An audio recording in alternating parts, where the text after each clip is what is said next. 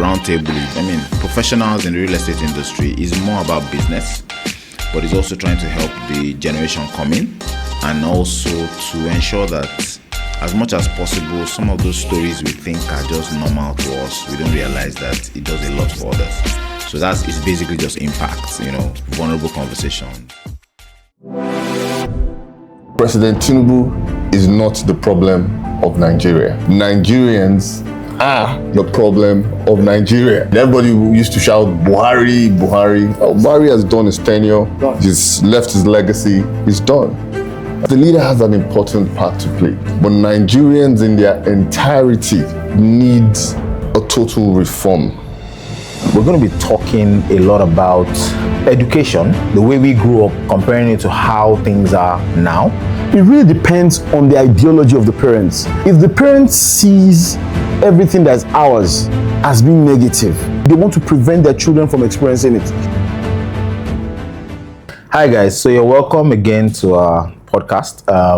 Today we have two amazing professionals. We've been talking about so many things over the years, and we felt that it's important that we bring this out because we've seen that some of these conversations actually help with those that are watching from afar, So we just want to make sure that we extend those conversations out there so that as much snippets and stuff that you can pick out of it makes a lot of sense. I have Mr. Kole Adeniyan here, and also Mr. Abiodun Adeyemi. So let's just get straight at it. We're going to be talking a lot about education, the way we grew up, comparing it to how things are now, and thinking about what the future holds. And just to basically rub minds, we have a lot of experience from the educational sector, both in England and here in Nigeria. We also have a lot of travel experience, and we've already seen certain generations come and go. And I think that's the best way to just have this conversation with that in that broad spectrum. So, Kole, I'll start with you. Basically, just as a background, you've been in the educational sector for how many years now? So I think I've been an educator for over 20 years. Wow. So tell us a little bit about the UK and back here in Nigeria, so that at least those watching already understand who is here and why they need to listen. Okay, so I've been an educator for over 20 years. I think the bulk of my career has been essentially education. And what I mean by education is working as a teacher, then a manager, and working with secondary school students and post-secondary students, and I had a stint also as a university lecturer. So again, I think I've kind of seen that trajectory from secondary school down to university, and also observing, the process, how, they get into jobs, careers that are very relevant in this day and age, and those that, you might consider irrelevant. Looking at, probably the UK versus Nigeria, I think the things that are probably very, very different if I would compare them. And I think with the UK, while they have a very robust educational system with all the equipment and every single thing that is necessary for a child to succeed, there is a major problem with discipline.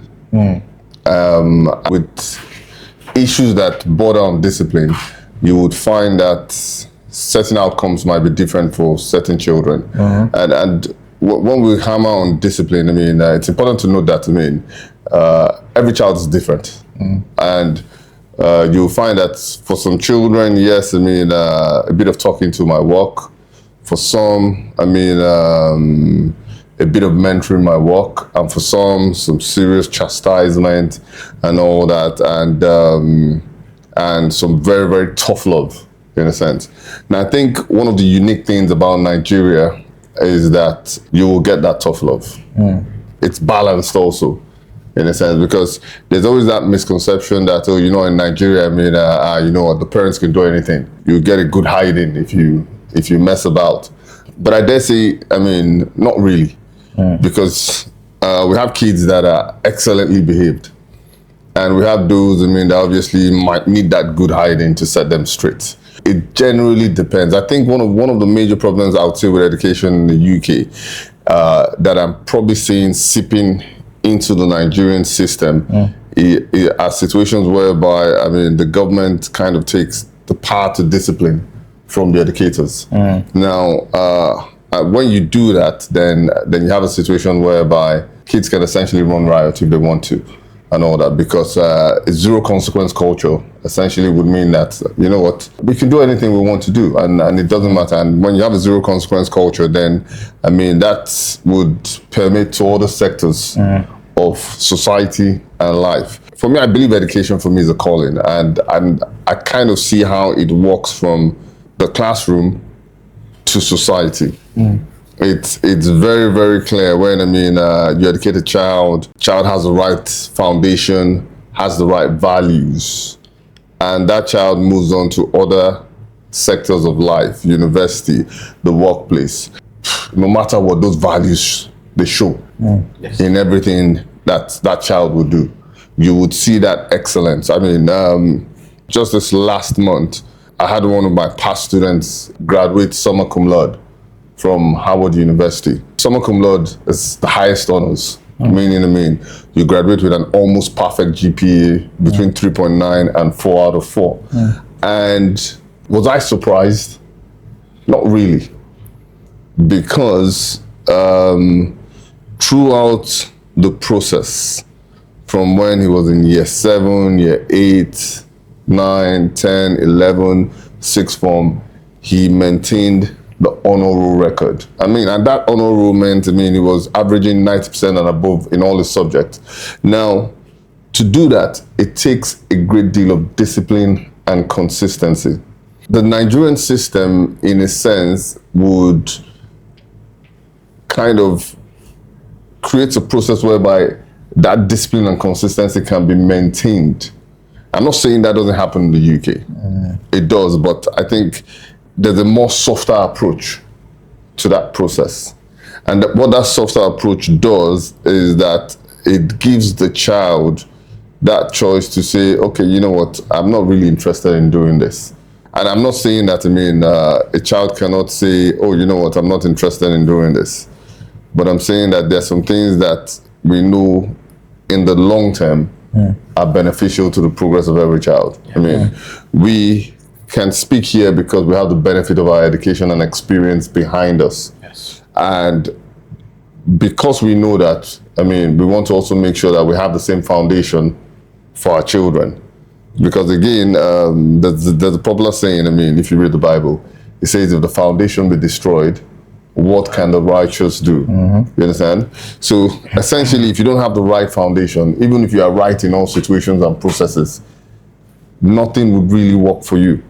Because even if, and I'm sure you know that better even as an architect, Jide, because, and I've heard you talk about it several times that, okay, listen, you're trying to build, or you have a major building project, and you guys it seems like you're building into the ground before piles and all, before the piles and everything, before the building comes up.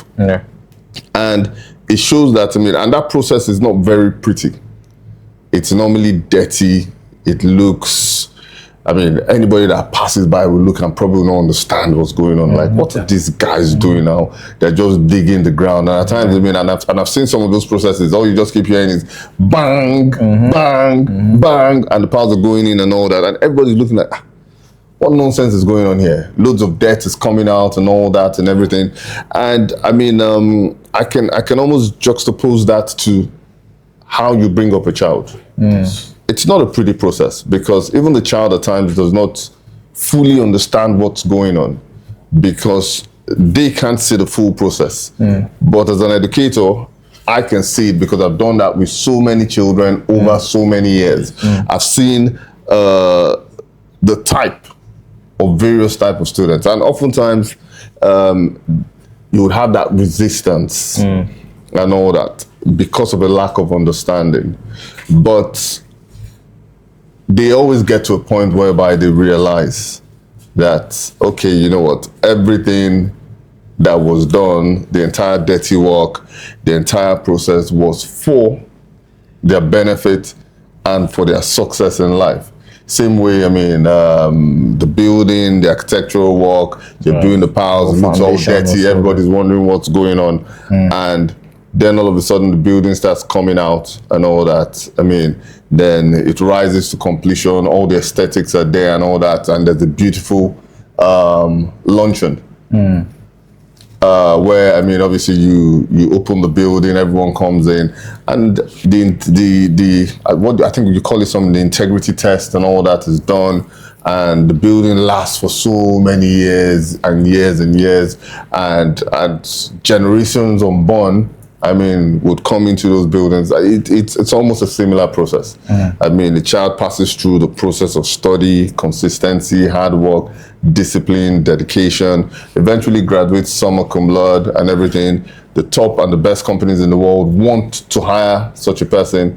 And with the values and the discipline that they've learned, what happens? Keeps getting better. Perfect. So I think I've said quite a bit. So Perfect. I mean, I'm going to. So I think before we move on, the reason for this is I would say that we are, yes, we're trained properly. Yes. We went to school, but there's some kind of spirit of I mean, I don't think any of us here have built what we built on the shoulders of maybe our parents or anything. Yes. We are standing on our own, right? Yes. And part of it, there's an illustration I always give that because of the lack of certain things, you sort of like cherish what you have or what you purchase or what you do because you didn't really have it, as opposed to if you had everything, right? Yes. So I'm trying to compare that to and the same also want to give our kids, or this is a problem that a lot of people have. The same also want to give our kids a better experience than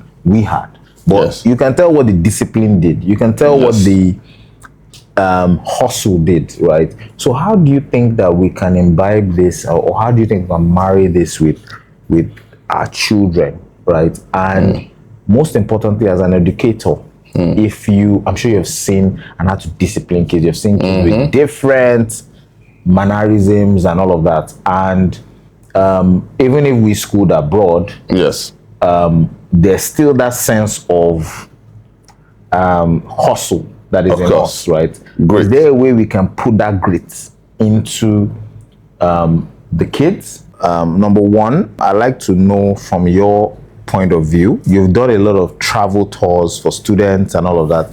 You've done a lot of relocation for people, migration to other countries.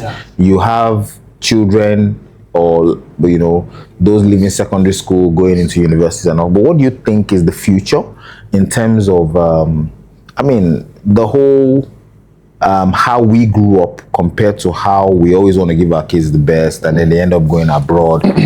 Are we losing them? Do we have a lot of people that come back? Yes, but do we lose the kids? I mean, what is happening abroad, all of the things that people complain about. Oh, my child is exposed to this, my child is exposed to that. What's your own view? Well, it's an interesting one. One of the things that I've discovered, so I think my mind, as you ask this question, my mind races back to while I was in business school, and one of our lecturers said something. He said, you see, those of you that give birth abroad, said there's a tendency for you to be investing in loneliness in your old age, right? Because you are the one that is Nigerian. In fact, if they ask your children right now, they'll tell you that, well, my father is from Nigeria, but I'm British, or I'm Canadian, or I'm American. There is a sense for us to always remember where we came from. Like my mother would say in Yoruba, she would say, remember, who you are, remember where you're coming from. But for them, the definition is a little bit different. The definition is, I'm British, I'm American, I'm Canadian. Well, I am, if I could possibly be American or British of Nigerian descent. So I still remember where I came from. And I think it's very important, because for us, we enjoy the easy transfer of cultural heritage. But for them, it's conflicting. So there's a dual transfer happening here. It's happening. They are embracing the foreign culture, which is foreign to you, but is normal for them. It's local for them, and they also have to, now your own culture becomes the foreign one, right? So, but I tell you that a lot of immigrants, particularly African immigrants, try their very, very best possible to still transfer this.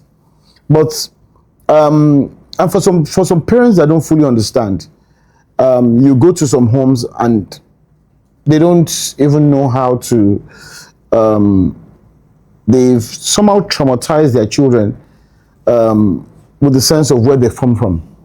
So when they want to scare them, they tell them, "I'll take you back to Nigeria," thinking Nigeria is one evil place. They'll tell them that no, and they're exposing them to all the terrible things that could possibly happen in Nigeria. And you just find out that they are just embracing the culture of the environment that they're in. However, one of the legacies of colonialism is that everything that's ours is bad. And it's far from the truth, right? There are things that are about us, about our culture, that, like Mr. Kole rightfully said, is actually very good. The discipline, right?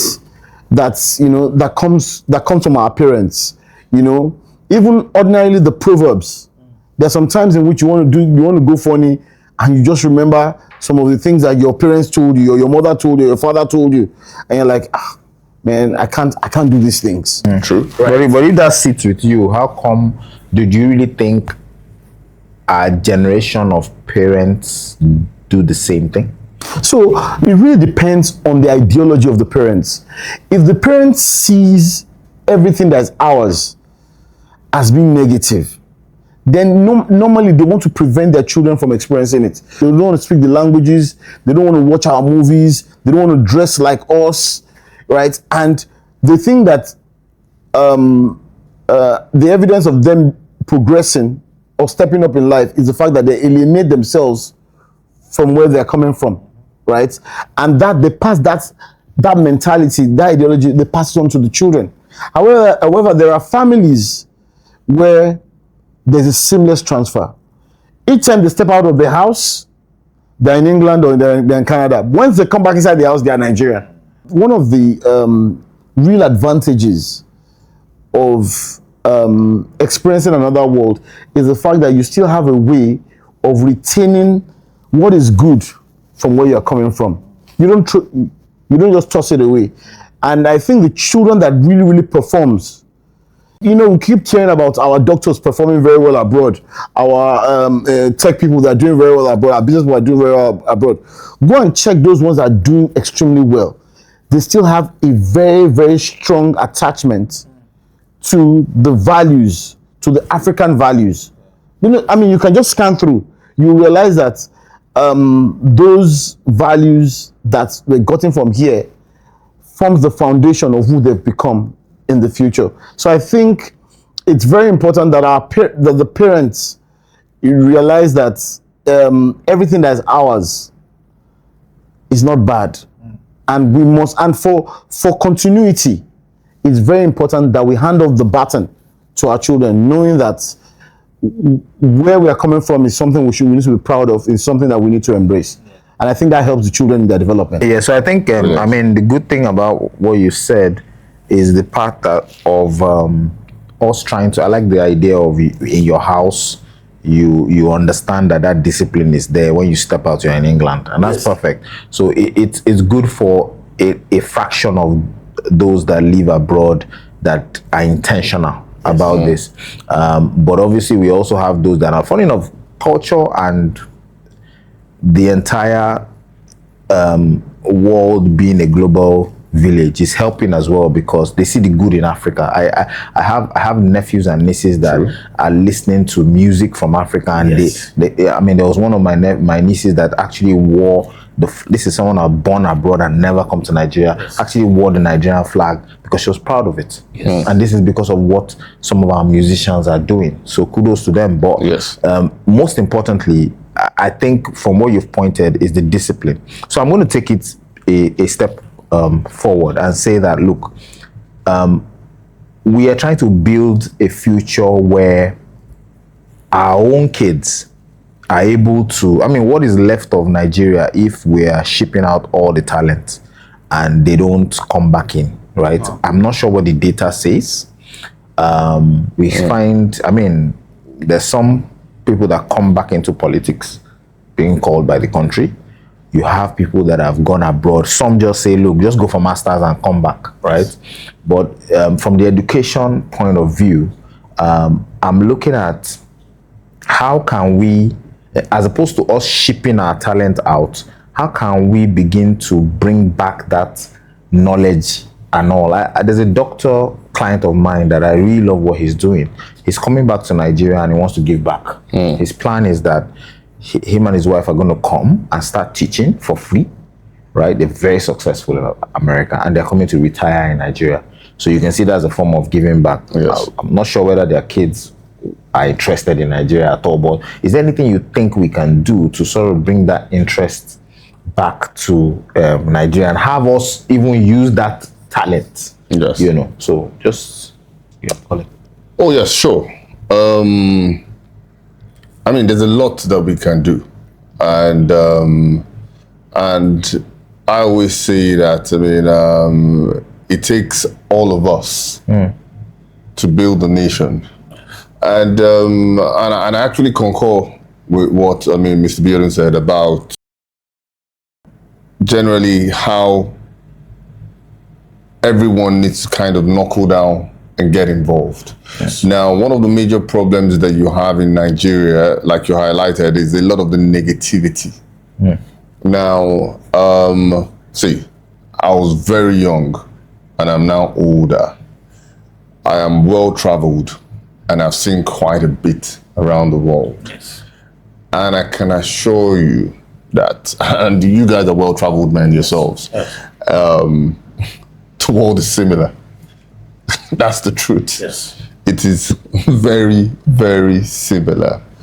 You see, it's funny because the same way people are complaining about hardship in Nigeria, they are complaining about it in England, they are complaining about it in Canada, they are complaining about it in Australia, they are complaining about it everywhere.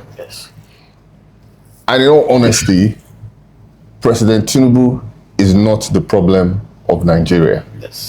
Nigerians are the problem of Nigeria.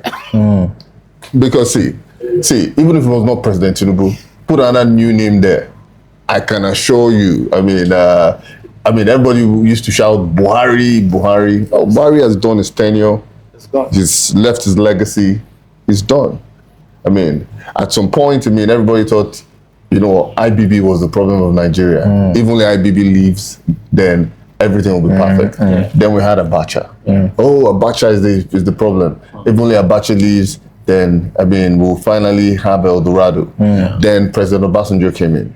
Then, I mean, then we had Yaradua. Then, so what this essentially shows you is that, yes, the leader has an important part to play, but Nigerians in their entirety need a total reform. Now, and it starts with the positive self-talk about who we are as a nation, and about our national identity. I mean, Nigerians are probably one of the most successful and most intelligent people you would find the world over. I would say we're a unique set of people. I mean, you meet a Nigerian in any field, you are extremely proud. Even for me as an educator, working in either public or private schools in the UK, you meet the Nigerians, they're top of their sets. I mean, my children extremely intelligent. Now, again, it stems from the discipline. And I understand how the foreign culture oftentimes tends to hijack our local culture and create the brain drain in every sense of the word. Because, okay, I mean, I see every year, I mean, I speak to quite a number of past students who graduated, I mean, and maybe graduated in America, they graduated in Canada. Oh, what are you doing? And I mean, obviously, I mean, they get the best jobs in quite a number of the best organizations. And the problem is that in between trying to build a career and a name for yourself in that industry, you will find that 25 years has gone by and they probably get lost in the new environment and the new culture. I think one of the things that we as Nigerians need to do is to also create that enabling environment. And yes, with the support from the government, we create the enabling environment so that we can have quite a number of our children return. Because, and when I say the enabling environment, I'm talking about pay scales, I'm talking about jobs that, I mean, can ensure that, I mean, they maintain a similar standard of living. And see, once those things are in place, I mean, structure, security, and all that. See, because globally, I mean, there's insecurity all around the world. I mean, and all those things are everywhere in the world. Yes, in fact, I read. Stabbings in yes, the UK, I read something about about America, which is supposedly God's own country, that there are more terrorist attacks in America than any other country in the world. Now, I don't know if that's true, don't quote me, but it tells you a lot. You understand? Because it tells you that, we have a huge part to play as Nigerians in our generation. Yes. And I think it's necessary, even as parents, to transfer some of our grit to our children. I always say something, and I'm going to say this to the camera: do not be a passive parent. That's the truth. Don't. You understand? There's no benefit from being a passive parent. Parents, for the purpose of those listening, yes, try and define that passive parenting to an extent, because it's just to make them understand what exactly you mean by passive parent. So what I mean by that is, don't be that parent who, becomes the child, in a sense. I've seen situations whereby parents are trying to consult their child about how they should parent their children. It's an absurdity. Yes. Do you understand? Yes. You are the adult in the room, and you're trying to ask your child for the answers. I'm not saying that there isn't the place for the opinion of your child, but everything has its stages. Because, and let's not forget, you understand? We are sitting here with the wisdom, knowledge, and the careers that we have today because of the grit our parents put in us. We had very successful parents. Upper middle class families, because I've known you guys for the longest of time. We've known each other for more than 20 years and all that. And even with everything that we had, our parents didn't give us soft life. Did you ever enter Danfo bus? Yes, of course. Did you enter Danfo bus? Many times. Did you enter the one that they call Mulue? They don't know what it is anymore. Definitely. Did you enter Mulue? Of course. Yes. So, did you hang on bus before? Yes. Yes. Maybe that hanging. And in fact, no. Yes, we know maybe you were you had there, but you didn't. You weren't brave enough to hang. Yes. But people like us, we even hung on the bus because we found it fun. Yes. Our parents didn't know then, but we just said, okay, you know what I mean? It's bus full, okay, come, let's just hang on the bus and get to our destination. Yeah. Our parents are drivers, more than one. Official car, personal cars, every single thing. Because then, even the government work at senior level, you had everything that you needed. Your dad was Your dad was Deputy Vice Chancellor of University of Lagos now. I mean, there were chefs in your house. There was every single thing that you needed. I mean, your dad, was an entrepreneur. Everything was there and all that. So at least I know you guys. And with all that, our parents didn't think that there was a need for us to be chauffeur driven to school every day. Was there insecurity? Yes, there was. And all that. There was where it was. That's the truth. But I remember, I went to school with Obasanjo's son. Yes. And, the former president did not think it wise to dedicate a car and driver to his son, even though he could have easily done that. He used to enter the same bus with us. He would even hang at times. I said, okay, you guys sit down, let me just hang and let's just get to where we're going to. Now, those experiences developed grit.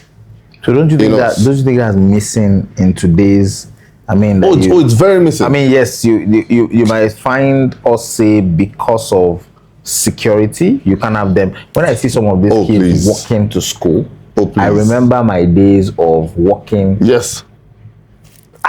God knows how long to get to school and back, right? So I used to wake up at like 5 o'clock. And I'll take my junior brother and we'll walk a distance before the car takes us all the way to King's College. And back. And I know what that sort of did for me. So my bother now is that not missing?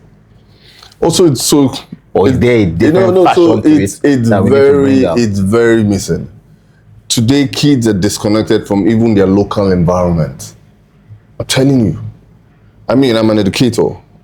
I run a school, a very successful school. Now, what I see a situation whereby the kid stays in the next street. The driver will bring him to school. So they're very disconnected from their environment. They don't even know what's happening. They are afraid to step out there because even stepping out there seems like they've just entered a new world. Whereas, if someone mistakenly sees you in your nice luxury car and mistakenly thinks that, who's this butter man? I know you. That to get to a point that when you change it, you'll realize that, how do the area boys this is not that butter man that is yeah, but you see, let me give an example. Some of us had all of that sort of privilege, right? I had a car when I was in year 1. But that car broke down on Third Mainland Bridge, and like 5 of us pushed the car from the beginning of Third Mainland to the end. It almost will never happen. They're probably going to have a kid there shaking. They probably can't even change tire. That's the point. So yes, the security is worse off now, but you're right. Is that period had area boys? Yes. It's not as if we didn't have there was insecurity. But we moved our shit and we made it very So like we're it's not like we're looking for a solution here, but it's also to understand that this is a problem.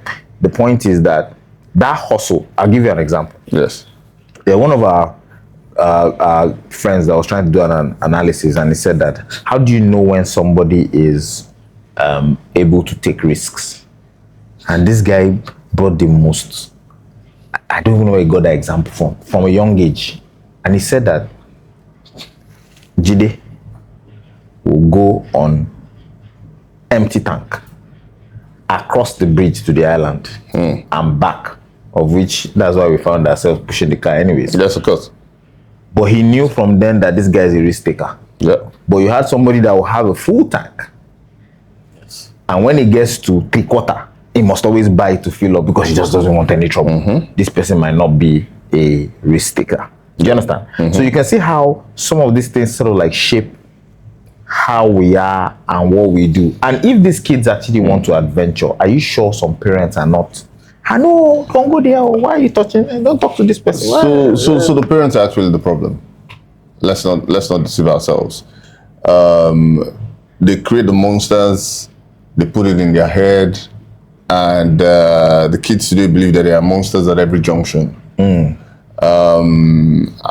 listen, because I think generally they even want to explore. They're not really. No, of course. I've challenged quite a number of parents that how can you have a kid that's 16 years old and it's being chauffeur driven to school? It doesn't understand anything about his environment. You tell some parents still, you know what I mean? Some people are going to catch him. I mean, I'm like, how would they catch a big grown man already? When I see some very little tiny children walking by themselves to school, I would think Every that if they're going to catch anybody, it would be those little ones that go to the local primary schools around. I mean, those are easy targets. But I think the paranoia is rife. And I tell parents oftentimes that they forget that it's the same grit that enabled them to become successful. It's the what I would call the simulation that our parents created for us. Because yes, they could have easily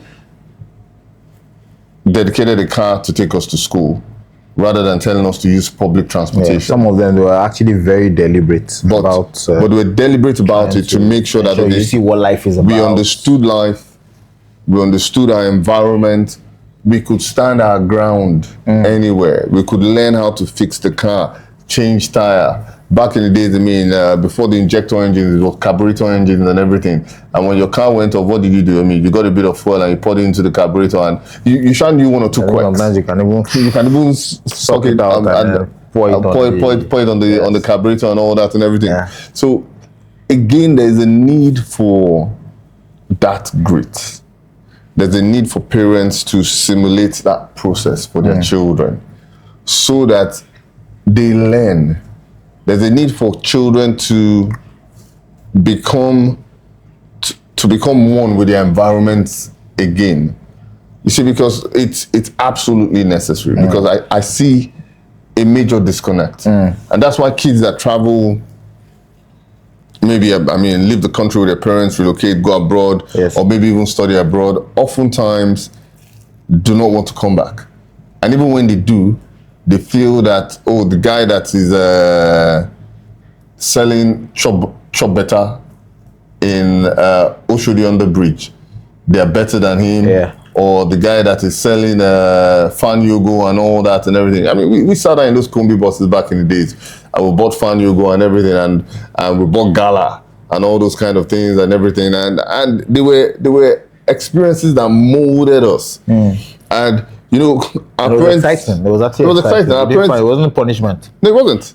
I mean, our parents use those things as examples for us, because when that guy is running with his Fan Yogo, whatever, I'll tell you, come, see, can you see that? You better work hard till you become successful. Let me chip in here. Jasper, as I call you, I am trying to look at the space. I'm trying to look at what exposure has to do in all of this. I mean, a family taking their children on vacation clearly is exposure. You know, so let's try and even see some of the benefits of those points, being able to see things possible that, you know, that looked probably impossible to them. So from your point of view, what has exposure done to some of these children that travel? You've been there in tours where you've seen their real life emotions and how they react when they see some of these things.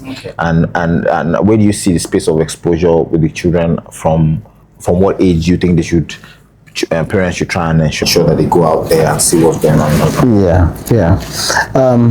So I think I'll first want to chip in to the question that you asked him, you know, regarding the transference of grit.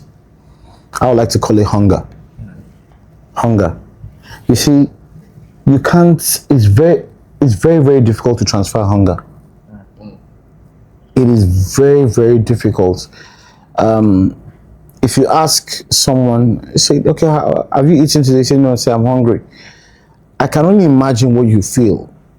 I cannot feel what you feel, right? And I noticed that for a lot of parents, the very ingredients that made them successful, they've denied their children, right? Because they feel that they need to compensate for the experience that they had themselves. So there are nights in which you might not be able to eat. And sometimes, and I'll tell you a little story. I'm an only child. So there's this big tendency for one to be spoiled. My mother could get me anything that I wanted. Because, I mean, if she didn't do it, I mean, what else was she doing with her resources? My father could do the same. But there was a changing point. And I'll tell you what that point is. The point is when they decided I was going to boarding school. I can never forget my first day in the boarding school. That was the first time in my life that I saw a naked man. I was traumatized. I could not sleep. I mean, why that's supposed to be freely done. You know, reality hits me that this is the real world. There were no windows in the room, no doors, just open. Right? In fact, the very first day, we're going to have our bath. The morning after that, after my sleepless nights, we all gathered in one place. They called it a bathroom, and we're all naked. And I thought everybody was going to be turn by turn. And you know, I was trying to remember, like, would you remove your towel and do what you need to do? I'm like, you know, and that's when it dawned on me that this is the real world, in which there was no cover from mommy, there was no cover from daddy. You need to fight to survive, and that's when you begin to learn survival skills, right? Where a senior will tell you then that he doesn't care if you've eaten or not. You need to go and get him food from the dining hall. So you will come and you will sacrifice your food. So this is part of the hunger I'm telling you, right? They give you all the provisions. First day, they've taken everything away from you, and you are left with nothing from the first week when you landed, right? And those things were gradually developing your character. Today, it is almost a taboo. This kind of experience is almost impossible for it to happen, because we provided so much comfort for these children that we insulate them from the reality of life. There are times in which you need to fight for your rights. There are times in which not just fight for resources, there are times in which you need to fight the local bully, the classmate that wants to oppress you. I think there are times you need to adapt to whatever environment whatever environment you find yourself. There are times in which we had to go and live in the admin block because seniors were terrorizing us all through. There are times in which you will stand and you will fan a senior all through the nights. There are times in which you will fetch different things. You see, those things, I mean, some of those situations are very extreme, and I don't recommend it today. But some of those things is actually what builds the grit you're talking about, right? And gradually we took that from there, we took that into secondary school. But one of the shocking things that I realized is that when we got to boarding school then, the people that were actually crying with their children because they've been severed from their children were actually largely the mothers.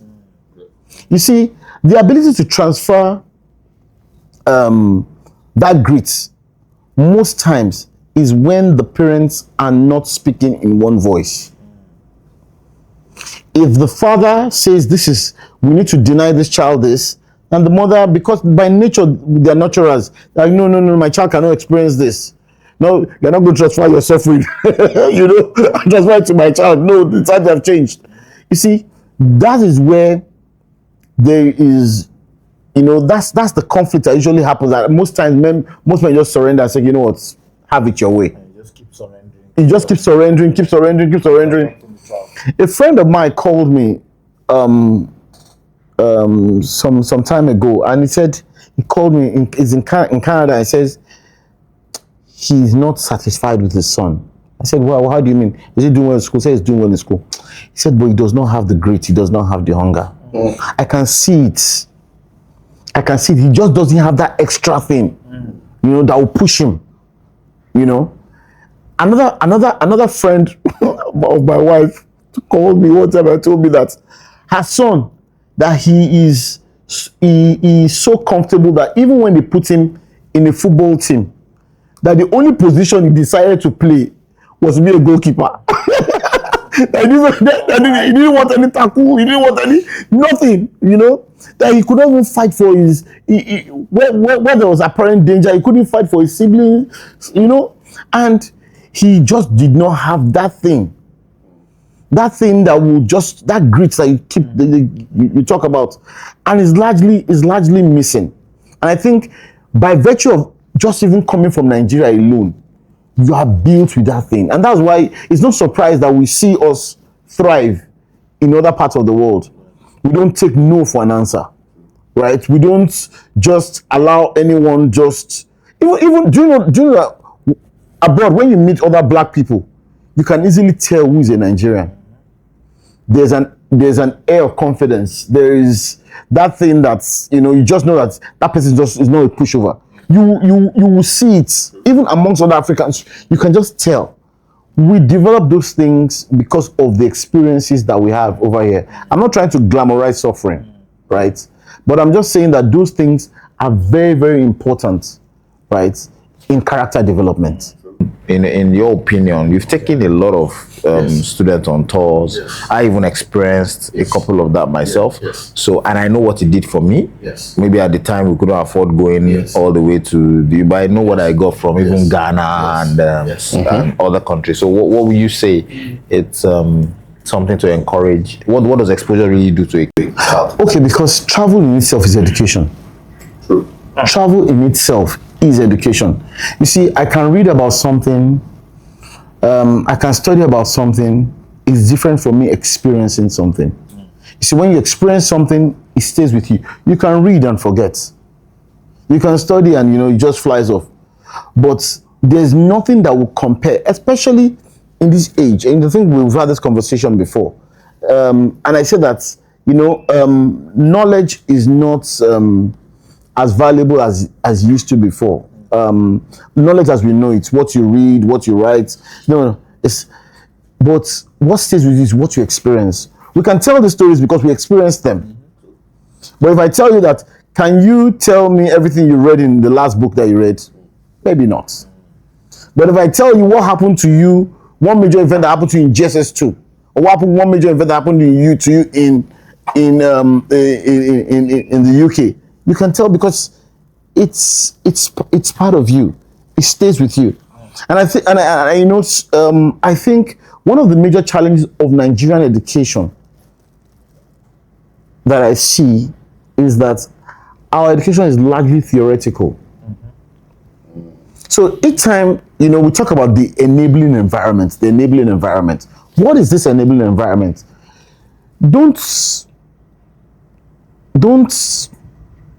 teach me stuff. Show me stuff. Let me experience it. Let me immerse myself in it. I can tell you that there are concepts that when you travel, it begins to make more sense to you. And that travel does not need to be international. Just stepping out and engaging your environment, things stays with you, right? And that's why I think it's very important that every parent, whatever suits your pocket, don't let the children live a life that is too safeguarded, that they miss the learnings that the environment has to offer, right? And somewhere along the line, I've seen people that it is when they went on these tours that they discovered who they are or they discovered who they want to be, right? There are clients that, so there's a particular chap that just came in my head right now. He was studying engineering. It was when we went on these trips, he was just curious about just flying. Eventually, today he's a pilot, right?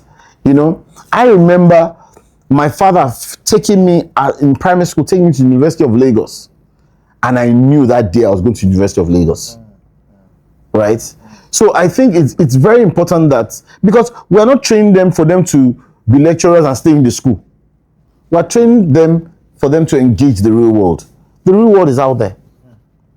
The real world is out there. I like the angle this is going, because I feel also that in making you understand who you are, it's important to understand your strengths and your weaknesses. Yes. And there are a lot of things that soft skills that children do not even learn these days. emotional intelligence, being able to say, maybe you have issues. So somebody's trying to get your talent. You want to know whether you're the quiet one or whether you're the one that can go. I mean, yes, you have elections in school, so that way you get to know the one that can be the leader. But really, leadership skills, being able to listen more than you direct, and all that. So again, it's almost looking like we should have a grit workshop for kids, or we should have a grit workshop. No, really, like, come, this is the real life. What will you do in this situation? And you keep them there for like it's looking like boarding house, but it's just looking like a 2 weeks camp. Yes. And I believe it's really going to do a lot, because I think we're losing. Yes. The second thing is, now you're learning. I do a lot of interviews. I work more with even the soft skills now. Yes. Because I feel that they are so essential.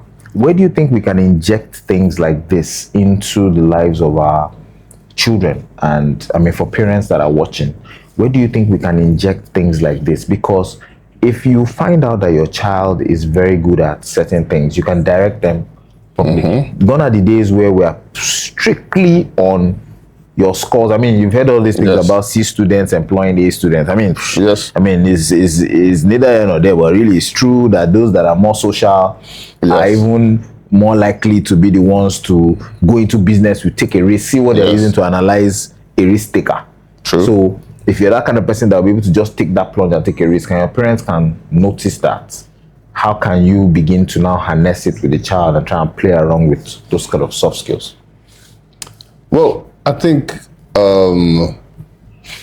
first of all, I think every parent should study their child. I think from the first day my own children, I mean, for the first day my daughter was born, she became like my project. I first started by wondering, okay, what will she eat? How does she think? And because, I mean, I had this friend who told me very clearly that, they're smarter than you. And I mean, it sounded absurd then. He said, but you see, as they're thinking already. They also want to survive. I mean, you know, our parents had used several proverbs to kind of emphasize the importance of delayed gratification. Cut your coat according to your what? Size. According to your size, or according to your cloth. But, okay, first thing when I started earning money, I wanted to eat everything that I felt was eatable. Everything that you're dreaming to eat. I soon got fed up. Then I now thought, okay, literally, you got fed up. Yeah, literally. Yeah. Then it got to a point where I thought, okay, you know what? I'm going to get myself a nice car, because again, that looked like the way to go. The wiser me now knows that, okay, getting that car, I mean, if I wasn't using it for anything important, was just acquiring a depreciating asset and a liability that I had to pay for constantly to use. And I remember back then, I mean, not really thinking about or weighing the pros and the cons. Teaching children today the importance of delayed gratification is very big, because they're able to prepare themselves for a future that hasn't been established yet by managing what they have today rather than spending it all, by planning, by being patient, time management. You know, these are things that we take for granted. I mean, the way you look at failure in business and saying that failure is part of business, how do they handle failure? Yeah. How do they handle it? So one of the things I tell students generally is, you can't succeed without failure. You can't. Failure is part of the process. And I have a funny experience. I remember teaching my daughter how to ride a bicycle. And then, I mean, she was on 3 wheels, and, you know, she started riding. And I was the one teaching. I mean, cycling is my thing. So riding. I started gradually adjusting the wheels so that I took it up a bit. One was touching the ground and all that. Then it got to a point whereby she was riding perfectly. She didn't know yet, but as the coach and the teacher, I could see that she was riding without the wheels. Yes. But the wheels kind of gave her that confidence that, oh, you know what, they're there. So there's something there to guide me, so I'm not going to fall. Then one day I removed the wheels because I knew she was ready. I said, okay, we're going out, but this time your training wheels are coming off. And she rode for a little bit, and next thing she fell on the floor. And she starts crying, like, Dad, I can't do it and everything. And I said, nope, pick up yourself, dust off the scratches and all that. Try again. And I can assure you, today you would ride without those wheels and you ride perfectly well. Dad, I can't do it. I said, do it again. And it only took a second try. And I told her, please remember, if you want to stop, bring your leg out for balance and all that. And and that was it. Now, failure is going to play a very important part in every child's life. And it's important that we let them know that very early, that success doesn't come without failure. We've read several books. I remember, the book by Femi Otedola. What's the name of that book? Making It Big. Making It Big. And when I saw his path to success, the betrayals, the schemings, I realized, wow. You can't take it from him. To be a billionaire, there are things that you will pass through. And for some people, at the very first sign of a bit of failure, they give up. The real definition of failure is the person that doesn't try again. So again, all the skills, critical thinking, that metacognitive process of thinking about your thinking and trying to find the right pathway. These things are very, very important. And you see, it's in the daily activities that our children portray those things always. And it's why, as an educator, those values are very, very important to me. If a child comes late to school, there has to be some sort of consequences so that they know that, oh, you know what? I might hear some parents say, oh, why is there a consequence for the child when it's my fault that the child came late?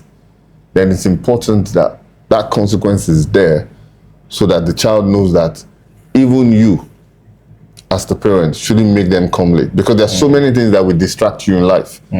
That child will grow up, because of peer pressure, might not do what they're supposed to do at the right time. When they know that it's on them, they do all they can to make sure the whole thing works. So it's important that we harness those skills. We do what we can to invest in them and make sure that our children improve. You see a child who probably maybe has a temper. It's important that we teach them how to understand their own emotions. Understand that the emotions are there to guide you. Not for you to lash out or fight, but to tell you, okay, listen, I've been triggered. Okay, I feel a bit, okay, these are the things that probably get me triggered. Okay, if someone speaks to me in a way I don't like, and then what do? You try and avoid it. If someone maybe, doesn't share something with me the way I want, or maybe, this might make me feel sad.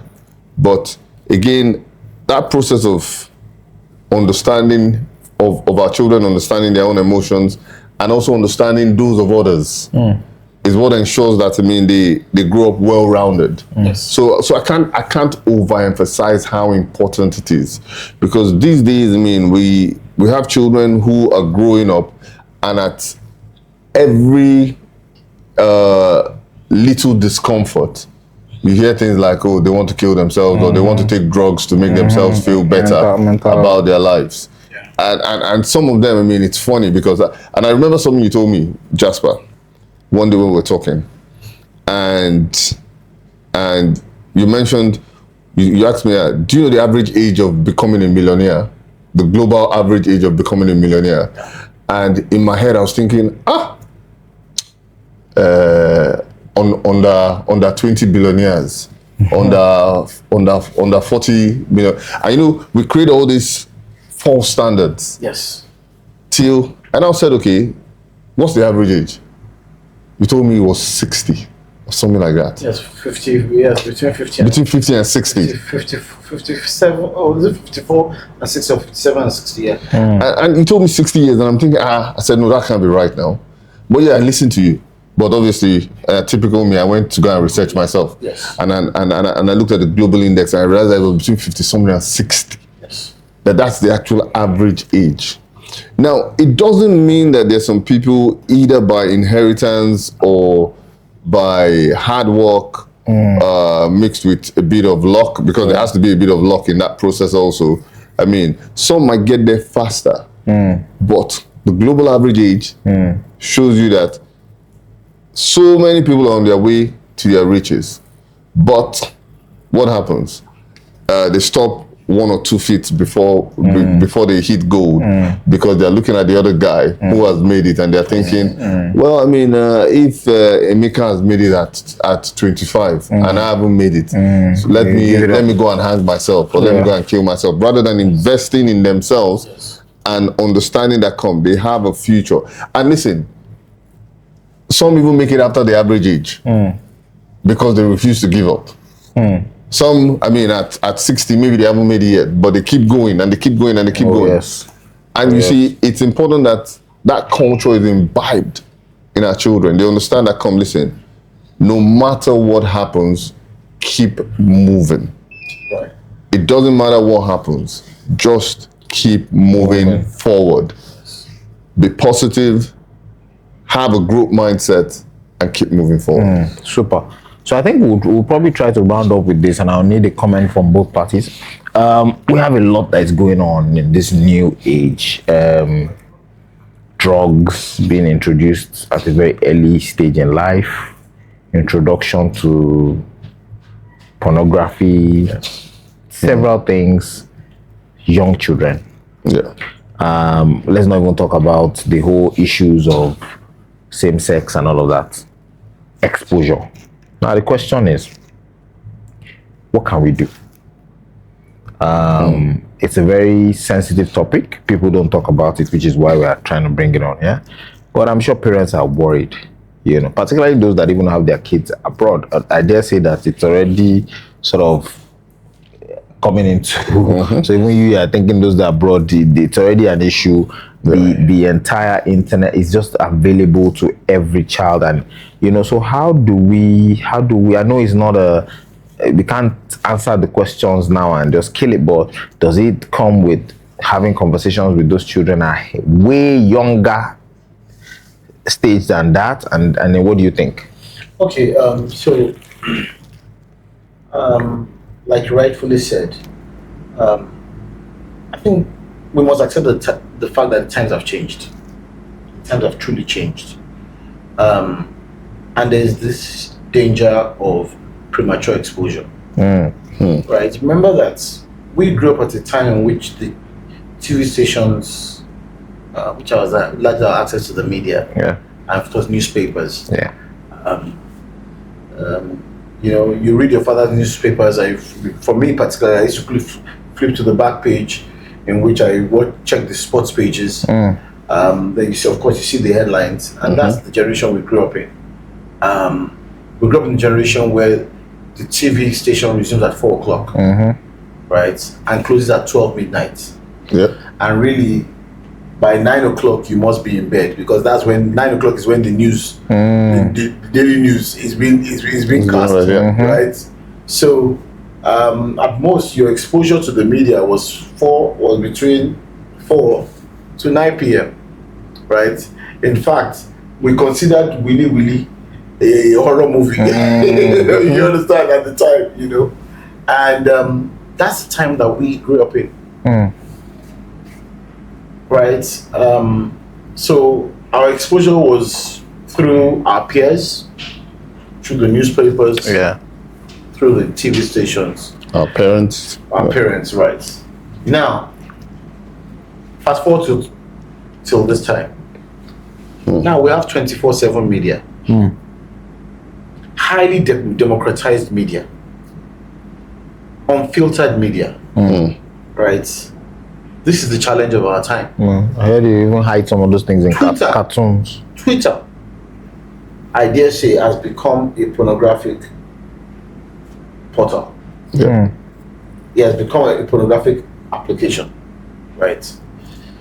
You are hardly going to scroll by without seeing something that excites or offends your mind, right? Our kids today have access to Twitter. Yeah. Our kids today have access to Facebook. They have access to Instagram. Yes. Remember that we are human beings. We, especially for men, I don't know about women, we are visually stimulated. Right? It has become the norm. And that is why you see the conversation, that difficult conversation, that uncomfortable conversation that parents don't want to have. We are forced to have those conversations as soon as possible. Earlier than you normally would. Because if you don't inform them, the media is already Informing them, overnight yeah. to inform them. True. And it's very important who informs first. Yes. Now, Netflix shows in every movie today there's a portion reserved for gay content. We are being overstimulated, being overexposed with dangerous media, and our kids are consuming it. We can lie to ourselves and tell ourselves that our kids don't know. They know a lot more than you think. Recently, someone told me that she found out her daughter was consuming pornographic content. Small girl in primary school. And the mother said that she could not just look at her child again through the lens of innocence. The innocence of the child had been ripped off just because she knew that. And when she inquired, she said that her white schoolmates was the one that introduced her to it. That's what, primary school? In primary school. In Canada. And if not, the mother discovered she had been consuming for quite some time on her tablet, because the mother just went into the history And found it. and she saw that her daughter had been consuming this thing over time. And you know, it was very easy for you to scold the child, but sometimes it's just not the child's fault. Everything around them. Just imagine the kids that live along Allen Avenue in Lagos, that live in Lekki Phase 1. Do you understand the thing when you take them off to go and buy suya, they don't see those girls? That's scantily dressed. They do see them. Right? We can lie to ourselves and design ourselves that they don't know the meaning of it. But they do. The earlier you have those conversations with these children, The better. because human beings are being the only two ways to really modify a human being's behavior: reward and consequence. Let them know the reward of certain actions or inactions. Let them also know the consequence of these actions and inactions. We grew up at a time in which they tell you that if a boy touches you, you'll get pregnant, and the girls will get, you know, they will get scared and they start crying. They say, "Don't touch me, don't." How many parents are actually having those conversations with their kids? And how early are they I don't think having they it? will even agree with you now that they will argue with you that no, it's not when they touch me. Yes. It's more than that. Yes. So exactly, the kids now know that it's not They'll just when call they you touch back. me, right? You know. So we have to be careful. The people that we even let into our close circle, aunties, uncles. You know, you hear tales that close family members are the ones that are usually being abusing these people. Do you understand what I'm saying? I had my first friend's kiss at the age of 6 years old. Wow. For funny thing, I enjoyed it. I didn't see it as being abused. I think in those days it was very tough because I think it took people bringing a old cassette tape to school Yes. for me to even understand what that was about. Yes. And everybody watching, what are you guys watching? So it comes from school. But then again, you have that, probably someone has told you before that, be careful, this will end up here. I mean, things like drugs and all, it was so remote. Yes. That what is the norm now that it seems to be okay. Yes. Is sorry, what was bad then seems to be the one that is even okay now. You say, Yes, you just want to get you just take it. Yeah, even now, even if you do it, that's like small to what we see going on currently. You know, and it's very funny how it seems to be the norm. I mean, I've seen all sorts happen. I've seen people scale fence from schools to now come out and be living another life, smoking, smoking. I mean, taking drugs and all of that. Yes. So again, it's important that we are aware of these things, and we can tell them. So maybe, Kole, you can just give us your own insight into this. Well, I think one of the biggest problems that we have as educators today is what they call the hidden curriculum, and it's essentially every other thing that's hiding outside of the core curriculum. Now,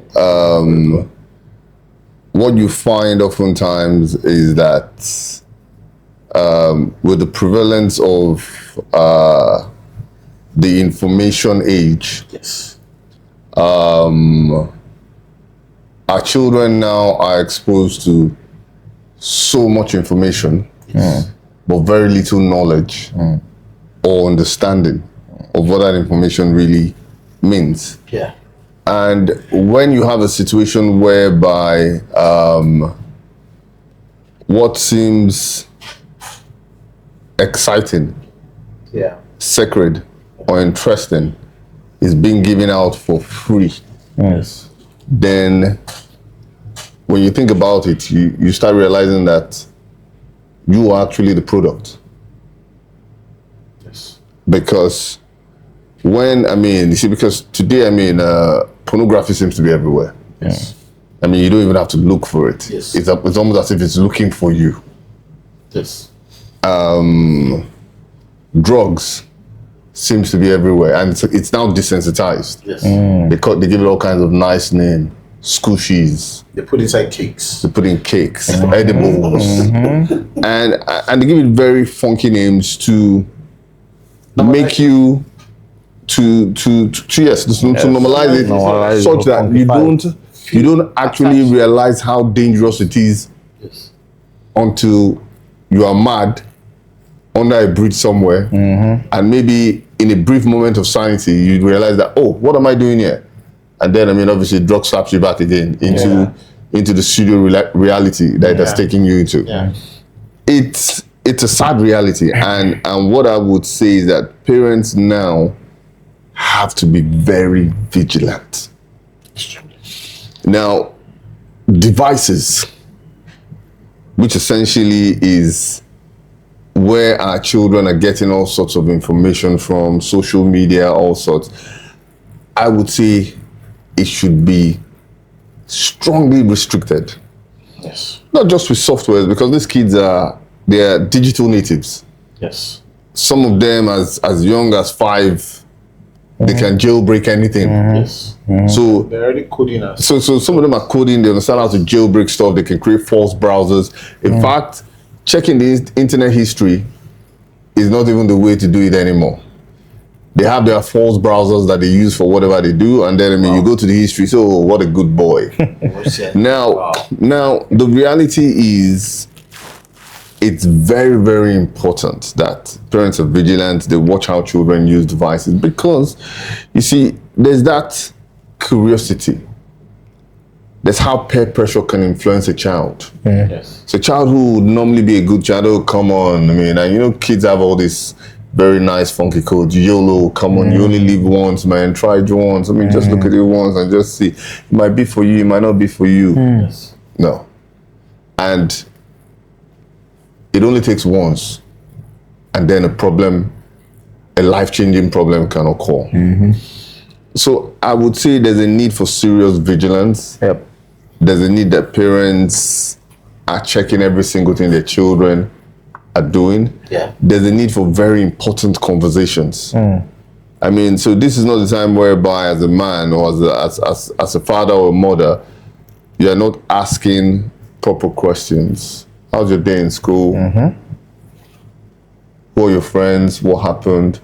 What did you like about school today?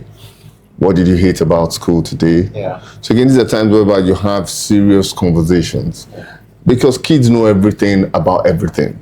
Let's not fool ourselves, even from primary school. Now, the failure of parents to explain certain concepts and also explain why certain things are taboos, a lot of times is what causes the problem. Because a curious child, who sees porn, let's be honest, if God forbid any one of us was exposed to porn at a young age, what would you do? You'll probably go down the rabbit hole even deeper. Again, the reality is this. We have to make sure we're checking everything our children are doing. We have to make sure that, we're very observant. If their mood changes in a particular way, you check. Yes. The friends that they keep. Our parents used to interrogate every single thing. Yes. A friend comes to your house, who is his father? Yes. Who is his mother? Yeah, yes. Okay, who's his grandfather? Yes. Who's his grandmother? Yes. What village did they come from? They ask the weirdest questions. Now we know why. Because again, those things are very, very fundamental. Yes. Because again, I dare say, the danger is at our doorsteps. And as parents, we have to make sure that we're checking everything that's going on. We're asking for information, and if it's necessary to restrict, make sure that those restrictions are put in place. Because, from the educational perspective, I'm seeing and hearing so many disturbing things. And I can't even mention the kind of things I'm seeing and I'm hearing. So it's necessary, because I feel there is a failure in parenting that the world hasn't fully woken up to. I was listening to the Prime Minister of the United Kingdom today on the news, on the radio, and he was, and Keir Starmer was highlighting the importance of very strong restrictions for social media organizations in terms of what they post, and the whole idea was around safeguarding children. And I think in Nigeria in particular, there has to be very strong laws and restrictions on social media to safeguard children, because there's so much fake news everywhere. And it's funny how adults that are supposed to be responsible use social media to manipulate others. Yes. So we're in election season now. And one of the biggest things is what? Insecurity. But I find that, these days, you see all sorts of news about insecurity that are false. Including, there was a video that was posted about some people in Kenya recently. Fake news. Yeah. But again, you would find that one or two responsible political parties would join the bandwagon and fan the flame of discontent just to score a political point. So I think this age of information, there has to be very strong safeguards, strong laws, but parents have a major part to play in ensuring that they're protecting their children, they're looking at the sites that they're going to, and they do not take devices to bed overnight in their room. I know you want to set up the room, TV, PlayStation and everything. Come on, it will only lead to destruction at the end of the day. So those things are necessary. Yes, maybe, you can allow them time to have those things during the holiday period, but, what's a child doing with iPhone 17? Come on. Yes. So again, we have to come to the point whereby we're reasonable. And the truth is, they're not learning anything new. Because I mean, I've heard some parents say something like, this is the internet age. You want our children to learn to be this, to understand digital technology and all that. It is there for them. They know these things already, but we're saying to safeguard these children from themselves. And yes, we know it's prevalent. It's important that parents are very vigilant, they're watchful. And I would stop with this. If we as a generation do not do what is necessary to safeguard the next generation as regards the internet and social media, then I dare say, I mean, it's a lost world. That's the truth. Beautiful, brilliant. I think that'll be perfect way to end this. We're going to be having more conversations about several other topics, but it's good to have you. Thank you for coming. Thank you so much, Kole, and then we'll have you, Mr. Diaspora, some other time. Thank you. Thank you. Thanks.